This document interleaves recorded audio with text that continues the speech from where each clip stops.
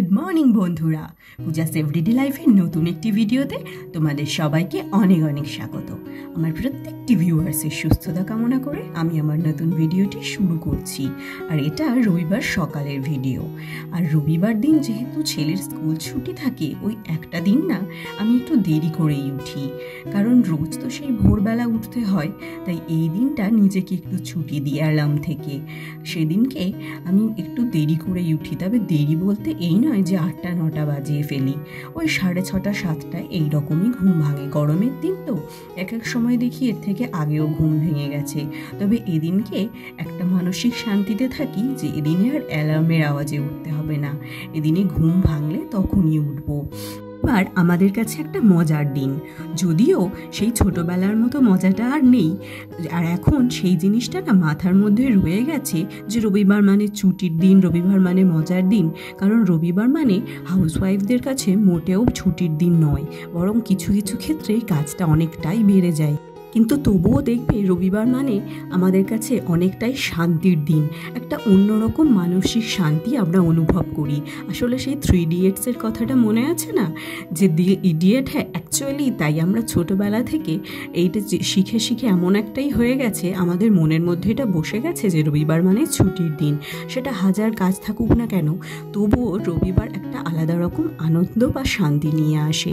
আর এই দিনকেও সেরকমই একটু দেরি করেই ঘুম থেকে উঠেছিলাম। আর কাজ তো সেদিনে কম ছিল না, কিন্তু তবুও সকালে ওই যেহেতু স্কুলের চাপটা নেই, তার কারণেই এই ডাস্টিংয়ের কাজগুলো একটু করার সুযোগ পেয়ে যাই। আর যেহেতু আজকে সময় রয়েছে, তাই ভাবলাম আগে দরজাটাকে ভালো করে ক্লিন করে নিই। দরজাটা ভালো করে অনেক দিন পরিষ্কার করা হয়নি, তাই দরজার কোনায় কোনায় না একটু একটু ধুলো জমেছে, ওগুলোকেই আগে ভালো করে মুছে নিচ্ছিলাম। তবে ধুলো জমলেও খুব ডিপভাবে জমেনি, তাই শুধু কাপড় দিয়ে মুছে নিতেই না ভালোভাবে পরিষ্কার হয়ে গেছে। তাই আজকের আর অন্য কিছু ইউজ করতে হয়নি, কেবলমাত্র একটা শুকনো কাপড় দিয়েই ভালোভাবে আমি দরজাটাকে পরিষ্কার করে নিয়েছি। আর আমি না এগুলো একটা রুটিনের মতো করে নিই, যাতে অল্টারনেট করে করে কোন দিন কোনটা করলে সুবিধে হয় সেটা বুঝে যেতে পারি। কারণ অনেক সময় কি হয় যে একটা কাজ অনেক দিন হয়নি, কিন্তু সেইটা আর খেয়াল পড়েনি বা চোখে পড়েনি বলে আমাদের মাথাতেও আসেনি। সেই কারণে চেষ্টা করি যে এই দিনকে এই কাজটা করব আর ওই দিনকে ওইটা করব, এটা একটা রুটিনের মতো বানিয়ে নিতে। তাহলে আমাদের ঠিক খেয়াল থাকে যে এই কাজটা এতদিন করা হয়েছিল আর এখন হয়নি, এটা অনেক দিন পড়ে রয়েছে, এবার এটা করে নেওয়া দরকার। আর অন্য কাজটা কবে করেছিলাম সেটাও আমাদের মাথায় থাকে যে পরবর্তী এই কাজটা এদিনকে আমাদের করে নিতে হবে। তাহলে সেইটার জন্য দেখবে একটা নির্দিষ্ট পরিমাণ সময় বের করে নেওয়া যায় এবং সেই সময় অনুযায়ী কাজগুলোকে আবার গুছিয়ে করে নেওয়া যায়। আর এখন আমি আমাদের বেডরুমটাকে ক্লিন করে এই ঘরে চলে এসেছি, মানে আমার ছেলে স্টাডি রুমের গেটটাকেও একেবারে পরিষ্কার করে নিচ্ছি। কারণ যেহেতু ধরেছি কাজটা, মনে হলো যে দুটো দরজাই একসঙ্গে পরিষ্কার করে নিই। আর না হলে একটা পরিষ্কার করলে আর একটা দেখবে অযত্নে পড়ে থাকে, তার কারণ এই দুটো একসঙ্গে পরিষ্কার করে নিচ্ছি। তবে আজকে শুধুই দরজাগুলোই পরিষ্কার করব, জানালাগুলো আজকের আর পরিষ্কার করব না। জানালাগুলো অন্য একদিন পরিষ্কার করব, কারণ আমার জানালাগুলো কাঠের নয়, ওগুলো কাঁচের। তাই কাঁচের জিনিস অন্য আর একদিন পরিষ্কার করব। আজকে কেবলমাত্র এই কাঠের জিনিসগুলোই পরিষ্কার করে নিচ্ছি। আর এখন দেখো আমি দরজার পেছনটা পরিষ্কার করছি। আর দরজার পেছনটা না একটু বেশি ধুলো জমে, দেখবে সাধারণত এইগুলো পেছন দিকে ঢাকা পড়ে থাকে বলে ধুলোর পরিমাণটা এতে বেশি জমে। আর এখন আমার দরজাগুলো পরিষ্কার করা হয়ে গেছে, আর এই বিছানাটাকে আমি ক্লিন করে নেব। আর আমার না এই কাজগুলো করতে করতে বারবার হাত ধুতে হয়। যখনই ডাস্টিংয়ের কাজ করি সেটা তো প্রায় লোকই হাত ধোয়, কিন্তু আমার না বিভিন্ন কাজের মাঝখানে হাত ধোয়ার রোগটা একটু বেড়েই যাচ্ছে, কি আর বলবো তোমাদেরকে। আর এখন দেখো বিছানার চাদরটা আমি ভালো করে টান টান করে পেতে নিচ্ছি, নিয়ে তারপর বিছানাটা ঝেড়ে নেব। আর এই ঘরে যেহেতু ছেলে পড়াশোনা করে, তাই এই ঘরের বিছানাটা একটু ধুলো বেশি পড়ে, তাই ভালোভাবে ঝেড়ে নেওয়াটা খুব বেশি দরকার। তবে অন্যান্য রবিবারের তুলনায় এই রবিবারের ব্যস্ততাটা একটু কম ছিল, কারণ প্রথমত মানসিকভাবে একটা প্রিপেয়ার ছিলাম, কারণ এদিনকে না রান্নার চাপ ছিল না ভেবেছিলাম, কারণ এদিনে একটা অনুষ্ঠান বাড়ি নিমন্ত্রণ ছিল। কিন্তু কিছুক্ষণ সকালবেলা রোদ্দুর থাকলেও বেলা একটু বেড়ার সাথে সাথে না মেঘ করে আসে আর বৃষ্টি শুরু হয়। আর যেহেতু নিমন্ত্রণ বাড়িটা অনেকটাই দূরে আর ছেলেরও এক্সাম চলছে, তাই বৃষ্টি বাদলের দূরে বেশি দূর যাওয়াটা ঠিক হবে না, এই ভেবে পরের দিকে আবার আমাদের প্ল্যানটা চেঞ্জ হয়। আর এখন দেখো সকালবেলা তো এখন যথেষ্ট রোদ উজ্জ্বল আকাশ ছিল, আর একটু বেলা বাড়ার সাথে সাথেই না আকাশটা চেঞ্জ হয়ে যায় আর মেঘ বৃষ্টি যেগুলো শুরু হয়ে গিয়েছিল, যার কারণে এদিনকে প্রথমে ভেবে রেখেছিলাম যে এদিনে আর রান্নার চাপ নেই, তাই এগুলো ধীরে ধীরে কাজগুলো করছিলাম। কিন্তু পরে দেখলাম না, রান্নার চাপটা বেড়েই গেছে। সেদিনে বরং আমার রান্না করতে একটু দেরি হয়ে গিয়েছিল, কারণ দেখবে মেন্টালি প্রিপেয়ার থাকলে তুমি কাজগুলো অনেকটা এগিয়ে রাখতে পারো, কিন্তু মেন্টাল প্রিপারেশন না থাকলে তখন কাজ করতে একটু অসুবিধে হয়ে পড়ে। আর সেটাই ঘটেছিল আমার সেই দিনকে। আর এখন দেখো আমি সকালবেলা ঘরদোর ভালো করে ঝাড় দিয়ে নিচ্ছি। ঝাড় দেওয়া হয়ে গেলে ঘরদোর মুছে নিলে আমার মোটামুটি আজকের বাসি কাজ হয়ে যাবে। আর তারপর অন্যান্য কাজ বলতে রবিবার যেরকম থাকে কাচাকুচি, তবে এই রবিবার আমার সেই কাচাকুচির ব্যস্ততাটা ছিল না, কারণ ছেলের যেহেতু এক্সাম চলছে না, তাই যেদিন করে এক্সাম থাকছে তার অল্টারনেট আর একটা দিন করে ছুটি পাচ্ছি, সেদিন করেই আমি কেচে ফেলতে পারছি ওর জামা কাপড়গুলো। আর ওর বাবারও যেহেতু দুদিন ছুটি ছিল লাস্ট এই রবিবারের আগে দুদিন, তার কারণে ওরও জামা কাপড় কাচার সেরকম একটা চাপ ছিল না, তাই এই রবিবারটা অনেকটাই আমি চাপ মুক্ত ছিলাম।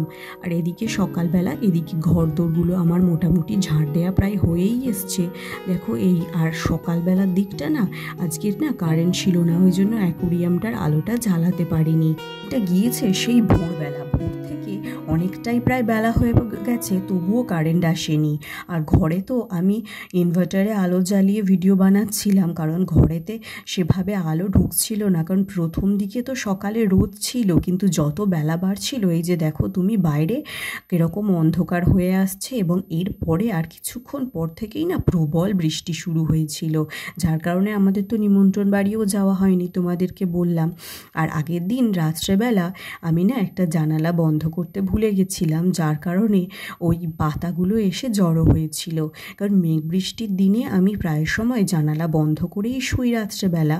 আর কালকে কি হয়েছে, ওই ধারের দিকে একটা জানালা, সেখান থেকে অতটা ঝাপটা যেহেতু আসে না বৃষ্টি আসলে, সেটাকে বন্ধ করতে খেয়াল ছিল না, আর সেখান থেকেই এই এত পাতা এসে জড়ো হয়েছে।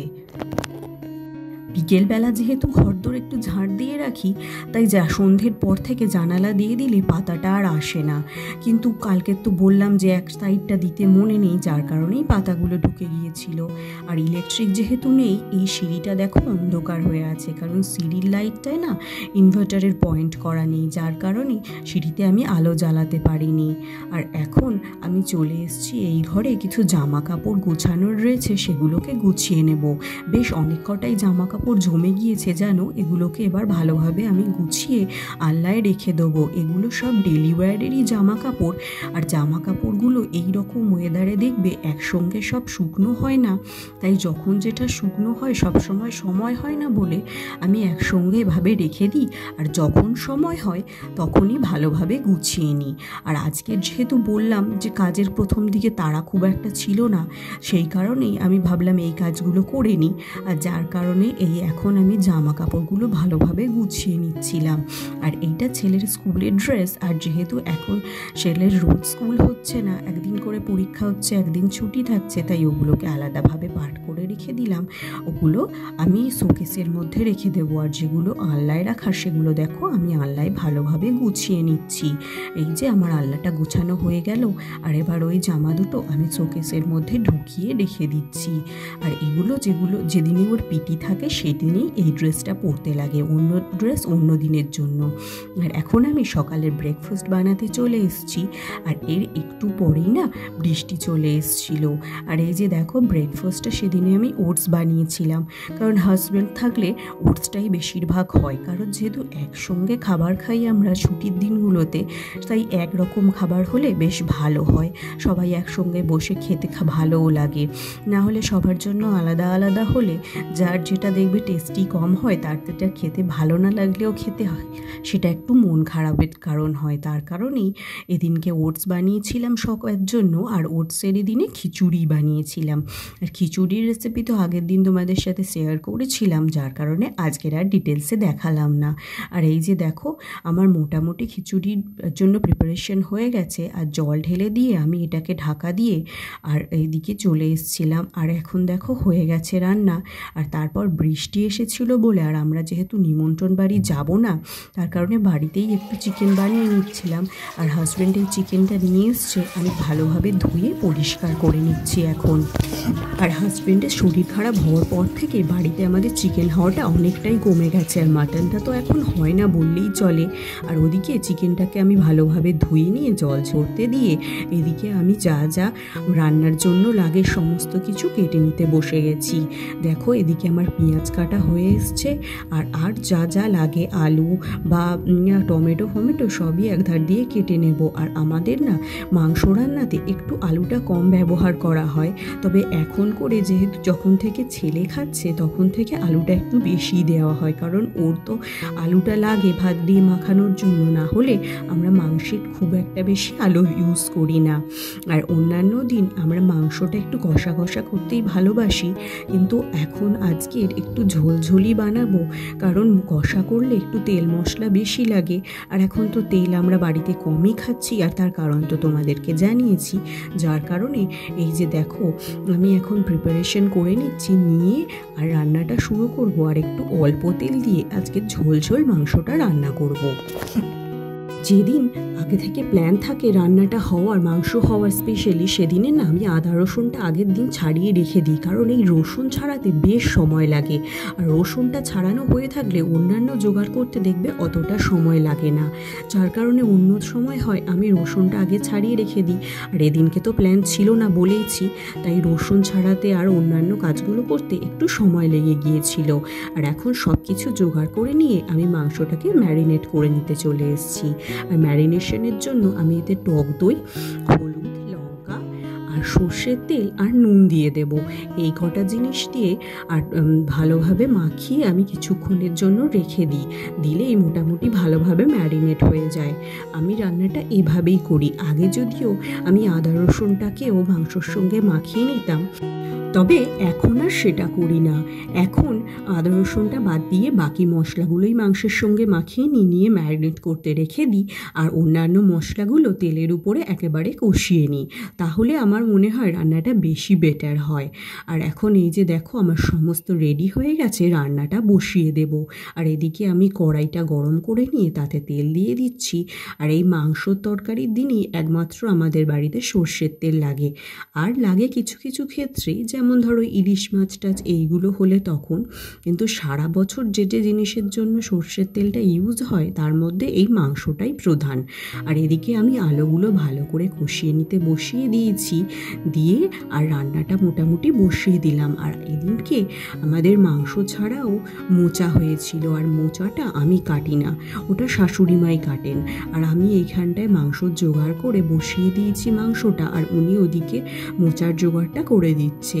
আর মাংসটায় মোটামুটি জল ঢালা হয়ে গেলে তারপর আমি মোচাটা বসাবো, কারণ মাংস মোচা দুটো একসঙ্গে বসিয়ে দিলে না একটু মানে আমার অসুবিধে হয়, যে দুদিকটা সামলে উঠতে পারি না। যদিও ভাপাটা এক্ষুনি বসিয়ে দেওয়া যেত, মানে মোচাটা ভাপাতে, কিন্তু মোচাটা এখনও কাটা হয়নি বলে মোচাটা আগে ভাপাতে বসাইনি। আর এদিকে মাংসটা কষাতে কষাতে দেখো মাংস থেকে জল বেরিয়ে এসছে, আর কালারটাও অনেকটাই চেঞ্জ হয়ে গেছে। আর এর উপরে যে মশলা ধোয়া জলটা ছিল সেটাই এখন দিয়ে দিয়েছি, মানে যে মিক্সিতে বাটনাটা বাটলে পুরোটা তো বার করে নেওয়া যায় না, কিছুটা থেকে যায়, ওইটা ধুয়ে আমি কষানোর পরে দিয়ে দিই। আর তারপর ফুটে উঠলে হালকা একটু জল দিয়ে চাপা দিয়ে দিয়েছি। আর এদিকে এই যে মোচাটা আমার ভাপানো হয়ে গেছে, আর এদিকে মোচাটা বানিয়ে নিচ্ছি। আলুগুলো আমি ভালোভাবে ভেজে নেব, আর খুব অল্প তেলেও এই রান্নাটাই করছি, যদিও এই সব রান্নাগুলো না একটু তেল বেশি হলেই টেস্টটা বেশি হয়। অল্প তেলেও খুব একটা খারাপ খেতে লাগে না, তবে বেশি তেল মশলায় খেয়ে খেয়ে অভ্যাস হয়ে গেলে তারপর অল্প তেল প্রথমে খেতে একটু অসুবিধে লাগে। আর এই যে আমি ভালোভাবে মশলাটা কষিয়ে নিতে নিতে ওদিকে আমার মাংসটা হয়েও গিয়েছিল। মাংসটায় দেখো ওদিকে এবার শুধু গরম মশলাটা দিয়েই আমি নামিয়ে নেব। এদিকে মোচার মশলাটাও ভালোভাবে কষিয়ে নিচ্ছি, আর এতে আমি বেশি কিছু দিইনি, পেঁয়াজ আদা রসুন আর তার সঙ্গে একটু জিরের বাটনা দিয়েছিলাম। আর ওদিকে আমার মাংসটা হয়ে গেছে, আর এদিকে আমার মোচাটাও মোটামুটি হয়ে এসছে। আজকের ভিডিওটা এখানেই শেষ করছি। আর আমার ভিডিওগুলো যদি তোমাদের ভালো লেগে থাকে তাহলে আমার চ্যানেলটিকে সাবস্ক্রাইব করতে পারো, আর আমার ভিডিওগুলোকে লাইক করতে পারো, আর আমার ভিডিওর ভালো লাগা খারাপ লাগা সবটাই তোমরা কমেন্ট করে জানাতে পারো।